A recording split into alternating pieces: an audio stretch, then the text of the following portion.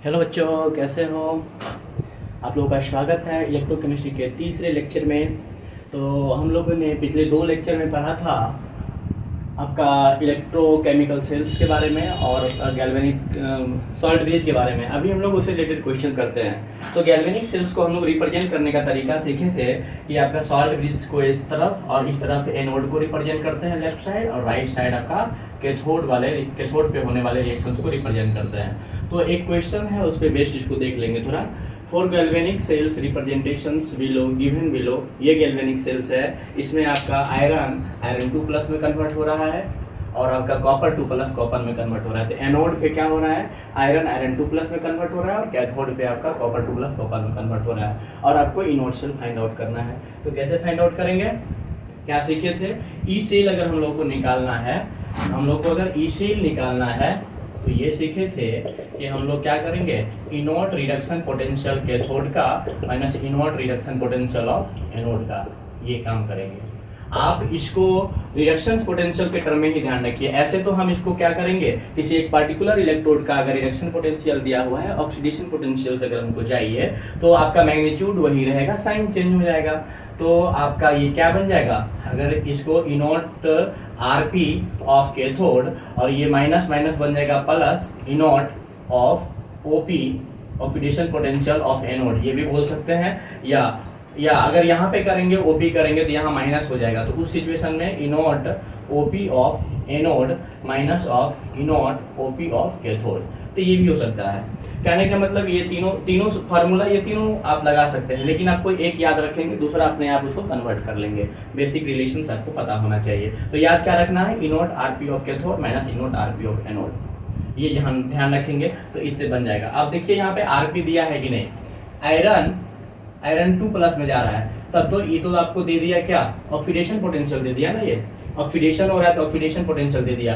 तो यहाँ से अगर इनोट आयरन 2+ से आयरन में करेंगे, इसका रिडक्शन पोटेंशियल निकालेंगे तो यही वैल्यू रहेगा, साइन माइनस लग जाएगा तो माइनस ऑफ 0.44 वोल्ट हो जाएगा, ठीक है। और ये कॉपर का रिडक्शन पोटेंशियल ऑलरेडी दे रखा है। तो ये आपका यहाँ पे कैथोड है और ये आपका एनोड पे है। तो क्या करेंगे, cathode reduction potential of cathode कितना होगा, minus of 0.44 minus of reduction potential of anode, sorry reaction potential of cathode पे कॉपर है ना, इसका रिएक्शन पोटेंशियल 0.34 ये होगा ना, reaction potential of cathode minus of reaction potential of anode. तो एनोड पे रिएक्शन पोटेंशियल क्या, ये वाला हो जाएगा माइनस ऑफ 0.44, कितना मिल जाएगा 34 प्लस 0.44, कुल मिलाकर के ये 0.7 वोल्ट आ जाएगा। तो इस तरह से आप क्या है कि रिएक्शन पोटेंशियल्स या ऑक्सीडेशन पोटेंशियल कुछ भी दे दे आपका कैथोड और एनोड्स का, तो आप उसका ई सेल निकाल सकते हैं उस गैल्वेनिक सेल्स का। कोई दिक्कत यहाँ तक नहीं। इस तरह से बहुत सारे सवाल करेंगे, लेकिन एक छोटा सा और कॉन्सेप्ट पहले सीखते हैं, उसके बाद करेंगे। तो देखिए अगला टर्म है आपका डेल्टा जी नॉट और के इक्विलिब्रियम गैल्वेनिक सेल्स के बीच में क्या रिलेशन है उसके बारे में। तो देखिए डेल्टा जी नॉट जो होगा और ई सेल्स कुछ इस तरह से रिलेटेड है, delta G naught equal to minus N F E naught sales.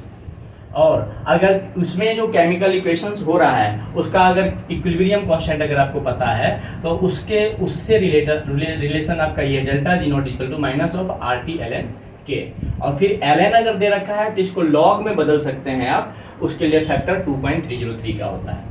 तो इस तरह से देखिए क्या होगा, कंसेप्ट ये है, कंसेप्ट ये निकला आपको कि अगर गैल्वेनिक सेल्स में जो रिएक्शन हो रहा था, जिंक 2+ में जा रहा था, कॉपर 2+ से कॉपर में जा रहा था, तो नेट रिएक्शन हो रहा था जिंक प्लस कॉपर 2+, इससे जा रहा है जिंक 2+ प्लस कॉपर में।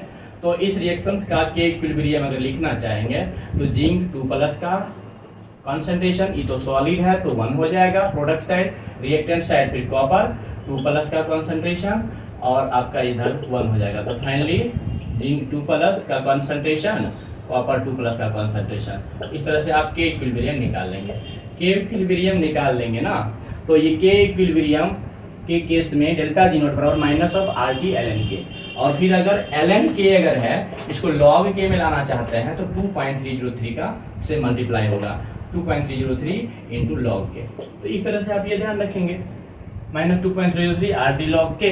तो इस तरह से देखिए दोनों डेल्टा जी नोट का वैल्यू दोनों को इक्वेट कर दीजिए, तो minus of NF E naught cell equal to RT ln K equal to minus of 2.303 RT log K हो जाएगा। तो आप देखिएगा माइनस कॉमन लेने पे क्या हो रहा है, minus NF E naught cell equal to RT ln K is equal to 2.303 RT log K। ठीक है, तो इस तरह से ये ई सेल्स और आपका इक्विलिब्रियम कांस्टेंट्स में रिलेशंस आ गया। तो देखिए क्या है ना कि कई रिएक्शंस अगर दिया हुआ है और उस सबका ई सेल्स दिया हुआ है तब ई सेल्स पूछे, तो हम लोग डायरेक्ट इसके लिए क्या कॉन्सेप्ट है ध्यान देंगे। ई सेल को हम लोग डायरेक्ट नहीं जोड़ पाते हैं, क्योंकि ई सेल्स क्या है, आपका सेल पोटेंशियल क्या है, वो एक इंटेंसिव प्रॉपर्टी होता है। ई सेल एक इंटेंसिव प्रॉपर्टी है और इंटेंसिव प्रॉपर्टी क्या होता है, नॉन एडिटिव होता है, उसको डायरेक्ट नहीं जोड़ सकते हैं। लेकिन डेल्टा जी आपका वो एक्सटेंसिव प्रॉपर्टी है, मतलब वो डायरेक्ट एडिटिव है। डेल्टा जी को आप डायरेक्ट जोड़ सकते हैं, लेकिन ई सेल को आप डायरेक्ट नहीं जोड़ सकते हैं। इसको आप देखिए, बाय, मिलते हैं अगले लेक्चर में, बाय।